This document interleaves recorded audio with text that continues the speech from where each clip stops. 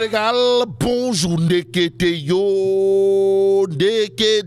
Tchafangi Mafebi Yakuna. En tout cas, Tribune continue de révéler à sa une irrecevabilité de la candidature de Karim Meïssa Wade, comprenez Meïssa Thioro Junior, alias Nyak Boundao, la crédibilité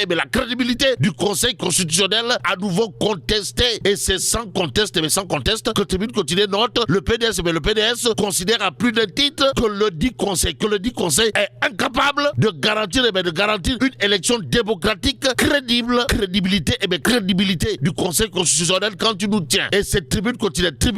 qui, au menu de l'actualité, de faire retenir un recours devant la Cour de justice de la CEDEAO annoncé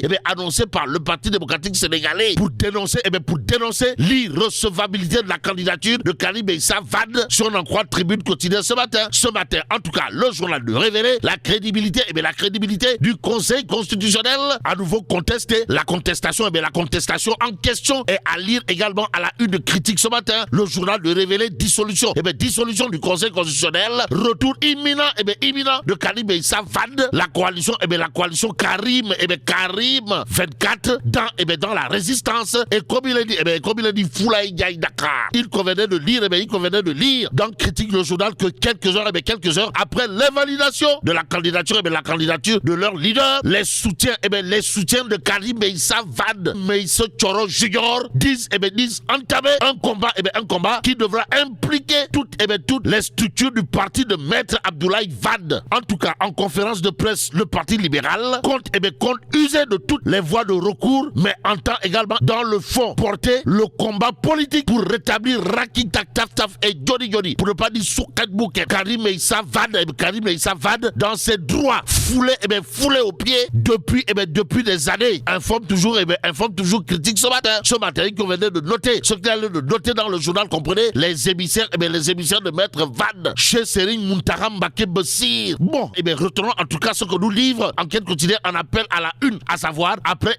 l'invalidation de la candidature de Karim Wade, le PDS, comprenez, le Parti démocratique sénégalais, formation politique dirigée par Abdoulaye Wade, exige la dissolution du Conseil constitutionnel. D'où l'intérêt pour nous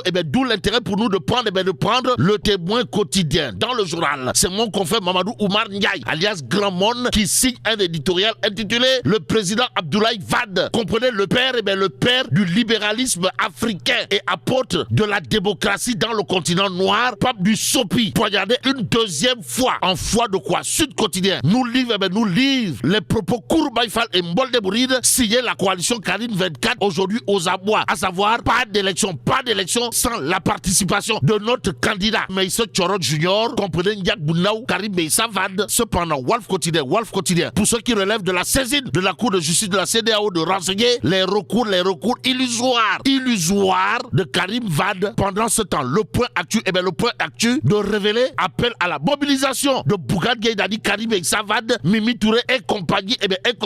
quand le silence de Macky Sall réveille les ardeurs. En tout cas, après Bougane Gueye Dany, le bulldozer de l'endroit politique sénégalais et compagnie, le Parti démocratique sénégalais et K24 demande Raki Tak Taf Taf et Johnny à Macky Sall la réintégration Soukat Boukat de Karim Meïssa Wade et la dissolution vite fait et bien fait du Conseil constitutionnel. Bon, selon le Parti démocratique sénégalais, tous les pronostics prévoient la victoire de Karim Meïssa Wade face à Amadou Ba dans un scrutin libre et honnête. Et pour faire preuve d'honnêteté intellectuelle, il y a critique le journal. En tout cas, le quotidien piloté par Pape Sarr, mon confrère, d'expliquer que celui qui semble avoir le vent en poupe, le vent en poupe pour la présidentielle de 2024, c'est le bulldozer du landero politique sénégalais. En tout cas, présidentielle 2024, Bougane Gueye Dany, le leader incontesté et incontestable, pour ne pas dire inévitable et incontournable de la philosophie Gobsobop et bulldozer du landero politique sénégalais, courtisé par tous. En attendant, le quotidien pour ceux qui relèvent du choix de Sonko pour la présidentielle d'indiquer la guerre des trois. En tout cas, l'ex-Pastef s'agrippe à Bassirou Diomaye Faye, Habib Sy et Cheikh Tidiane Dièye roule pour le meilleur profil. Que retenir d'autre autour de cette actualité, sinon ce qu'on nous livre le point actu ce matin. Le journal de révéler présidentielle 2024, Diomaye élu, Amadou Mame Diop devient président de la République au nom de qui ou de quoi? Quoi qu'il en soit, le point actuel d'expliquer, en tout cas, Bassirou Diomaye Faye, candidat, ne peut battre campagne qu'avec l'autorisation du juge. Et ce que juge important de nous livrer le point actuel porte sur les faits, comprenez? Élu Diomaye Faye. Le choix de Prost, l'apôtre du Bourroc, risque de ne pas avoir la possibilité de prêter serment. En tout cas, le Conseil constitutionnel pourrait constater l'empêchement du président élu, si on en croit toujours, le point actuel ce matin, le journal de nous informer une nouvelle présidentielle est possible dans les 90 jours qui suivent. Et pour suivre l'actualité, il conviendrait de prendre Tribune quotidienne ce matin, le journal de parler de la cérémonie officielle de remise de financement. Pourquoi faire? Pour nous informer que le FAISE va injecter 500 millions dans 100 projets de Sénégalais de l'extérieur. Le fonds d'appui à l'investissement des Sénégalais de l'extérieur, FAISE, a procédé ce lundi 22 janvier 2024 à la cérémonie de remise de financement aux Sénégalais de l'extérieur au titre de l'année 2023. Bon, l'administrateur du FAISE, Sornanata Samb Mbake, a fait le bilan du FAISE sous le magistère du président Macky Sall comparé à sa création en 2008. Mais le projet des lions du pays de la Teranga est à lire à la une de l'As quotidien. Le journal a indiqué qu'en 2023, Sénégal-Guinée, 17h GMT, comme les lions visent le carton plein. Faisons plein feu sur la répression, détention et poursuite arbitraire avec l'As quotidien. Et sur ce point, retenons ce que nous livre le journal, à savoir Human Rights Watch épingle le Sénégal. D'où notre intérêt de prendre le Témoin quotidien pour terminer. Le journal en tout cas de révéler situation des droits de l'homme. Human Rights Watch accable le Sénégal. En tout cas, Maître Aïssata Tall Sall enfile sa robe d'avocate pour défendre le régime du président Macky Sall. L'ONG américaine ayant peint un tableau particulièrement noir, pour ne pas dire sombre, de la situation des droits de l'homme dans notre pays. Voilà ce que nous livre le Témoin quotidien ce matin. Et là, mais la tidong de Tchei Allah.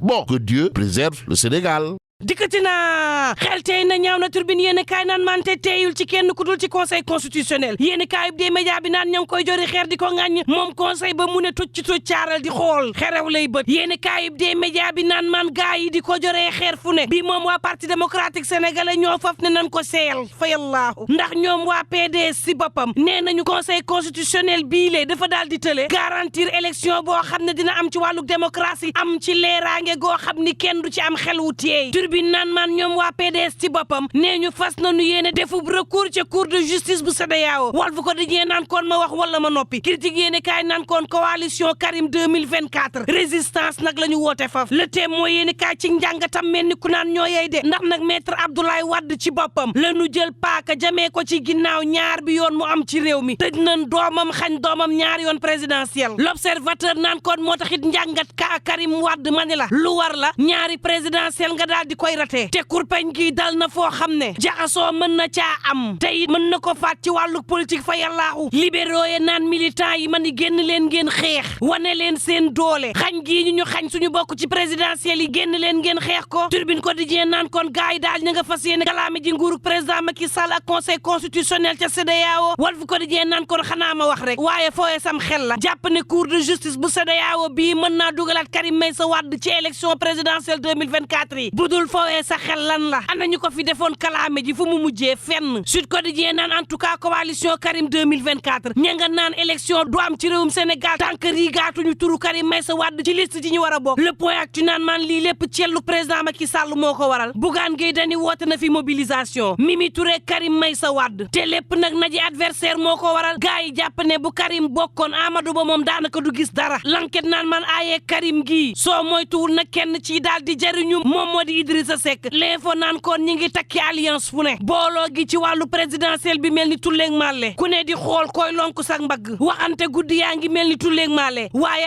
Aly Ngouille Ndiaye du am Boun Abdallah Dionne du am Mame Boye Diao du am Idrissa Seck du am l'info yéene kaay ne kan mooy bokk ci opposition bi di ànd ak ñoom di xaru fa yàlla critique yéene kaay naan kon en tout cas Bougane Gueye Dany day gaa yaa ngi koy woowe fu ne ku ne nag mi ngi bëgg fi mu ne daal di jël sak mbagg lonkoo ko ak bu boroom gëm sa bopp critique yéene kaay naan Ousmane Sonko it ma ngay xool kan moo yor projet bi gën mu daal di lonkoog moom le quotidien